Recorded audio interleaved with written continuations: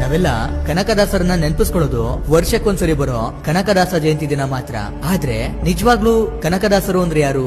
ಅವರಿಗೆ ಯಾಕೆ ಕನಕದಾಸ ಅಂತ ಹೆಸರು ಬಂತು? ಕನಕದಾಸರು ಕೀಳು ಜಾತಿಯವರು ಅನ್ನೋ ಕಾರಣಕ್ಕೆ ಅವರಿಗೆ ಎಷ್ಟೆಲ್ಲ ತೊಂದರೆ ಕೊಡಲಾಗುತ್ತೆ ಗೊತ್ತಾ? ಕೈಯಲ್ಲಿ ಖಡ್ಗ ಹಿಡಿಯಬೇಕಿದ್ದವರು ತಂಬೂರಿಯನ್ನ ಹಿಡಿದು ಊರೆಲ್ಲ ಸುತ್ತಿದ್ದು ಯಾಕೆ? ಹಾಗೆ ಉಡುಪಿಯಲ್ಲಿ ಶ್ರೀಕೃಷ್ಣನು ಗೋಡೆಯನ್ನ ಒಡೆದು ದರ್ಶನ ಕೊಟ್ಟಿದ್ದು ಹೇಗೆ? ಈ ರೀತಿ ನೀವೆಂದು ಕೇಳಿರದ ಕನಕದಾಸರ ಪೂರ್ತಿ ಚರಿತ್ರೆಯನ್ನೇ ಇವತ್ತು ನಿಮ್ಮ ಮುಂದೆ ಬಿಚ್ಚಿಡ್ತಿದ್ದೀನಿ. ಹಾವೇರಿ ಜಿಲ್ಲೆಯ ಬಾಡ ಎಂಬ ಒಂದು ಗ್ರಾಮದಲ್ಲಿ ಬೀರಪ್ಪ ಮತ್ತು ಬಚ್ಚಮ್ಮ ಎಂಬ ಇಬ್ಬರು ದಂಪತಿಗಳಿಗೆ ಮದುವೆಯಾಗಿ ತುಂಬಾ ವರ್ಷಗಳು ಕಳೆದಿದ್ರು, ಮಕ್ಕಳೇ ಇರೋದಿಲ್ಲ. ಹೀಗೆ ಒಂದು ದಿನ ಅವರು ತಿರುಪತಿ ತಿಮ್ಮಪ್ಪನ ದರ್ಶನ ಮಾಡ್ಕೊಂಡು ಬರ್ತಾರೆ. ಸ್ವಲ್ಪ ದಿನಗಳ ನಂತರ ಬಚ್ಚಮ್ಮ ಗರ್ಭವತಿ ಆಗ್ತಾಳೆ. ನಂತರ ಅವಳು ಒಂದು ಗಂಡು ಮಗುವಿಗೆ ಜನ್ಮ ಕೊಡ್ತಾಳೆ. ಆ ಮಗು ತಿರುಪತಿ ತಿಮ್ಮಪ್ಪನ ವರದಿಂದ ಜನಿಸಿದ್ದರಿಂದ ಆ ಮಗುವಿಗೆ ತಿಮ್ಮಪ್ಪ ಅಂತಾನೆ ನಾಮಕರಣ ಮಾಡ್ತಾರೆ. ತಿಮ್ಮಪ್ಪನನ್ನ ಅವರ ತಂದೆ ತಾಯಿ ತುಂಬಾ ಮುದ್ದಾಗಿ ಸಾಕ್ತಾರೆ.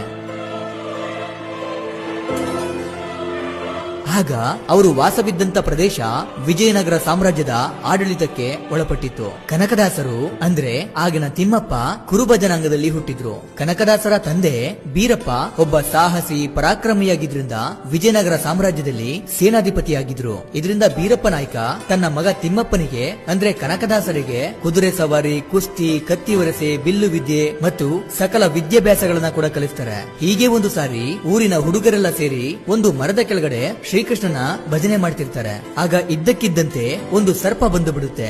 ಆಗ ಅಲ್ಲಿದ್ದವರೆಲ್ಲ ಭಯಭೀತರಾಗಿ ಓಡ್ ಹೋಗಿ ಮನೆ ಸೇರ್ಕೊಳ್ತಾರೆ. ಆದ್ರೆ ಅವನೊಬ್ಬ ಮಾತ್ರ ಹಾಗೆ ಕುಳಿತಿರ್ತಾನೆ. ನಂತರ ಮತ್ತೆ ಅವನ ಸ್ನೇಹಿತರೆಲ್ಲ ಓಡ್ ಬಂದು ನಿನಗೆ ಭಯ ಆಗ್ಲಿಲ್ವಾ ಅಂತ ಕೇಳಿದಾಗ ನನಗೆ ದೇವರ ಮೂರ್ತಿ ಬಿಟ್ಟು ಬೇರೇನು ಕಾಣಿಸ್ಲಿಲ್ಲ ಅಂತ ಹೇಳ್ತಾನೆ. ನಂತರ ತಿಮ್ಮಪ್ಪನಿಗೆ ಅಂದ್ರೆ ಕನಕದಾಸರಿಗೆ ಕೇವಲ 13 ವರ್ಷ ವಯಸ್ಸಿನಲ್ಲೇ ಅವರ ತಂದೆ ತೀರು ಹೋಗ್ತಾರೆ. ಇದೇ ಸರಿಯಾದ ಸಮಯ ಅಂತ ಇವರ ವೈರಿ ಮಾರನಾಯಕನು ವಿಜಯನಗರ ಅರಸರಿಗೆ ಸುಳ್ಳು ದೂರುಗಳನ್ನ ಹೇಳಿ ಅವರ ಅಧಿಕಾರವನ್ನ ಇವನು ಕಸಿದುಕೊಳ್ತಾನೆ. ನಂತರ ತಿಮ್ಮಪ್ಪ ಮತ್ತು ಅವನ ತಾಯಿ ಕಾಗಿನೆಲೆಗೆ ಬಂದು ಜೀವಿಸ್ತಾರೆ. ತಿಮ್ಮಪ್ಪ ಬೆಳೆದು ದೊಡ್ಡವನಾಗ್ತಾನೆ. ಹೀಗೆ ಒಂದು ಸಾರಿ ತಿಮ್ಮಪ್ಪನು ಭೂಮಿಯನ್ನ ಅಗಿಯುವಾಗ ಕೊಪ್ಪರಿಗೆಯಲ್ಲಿ ಚಿನ್ನ ಸಿಗುತ್ತೆ. ಅದರಲ್ಲಿ ಚಿನ್ನ, ವಜ್ರ, ವೈಡೂರ್ಯಗಳು ಅಪಾರ ಸಂಖ್ಯೆಯಲ್ಲಿರುತ್ತೆ.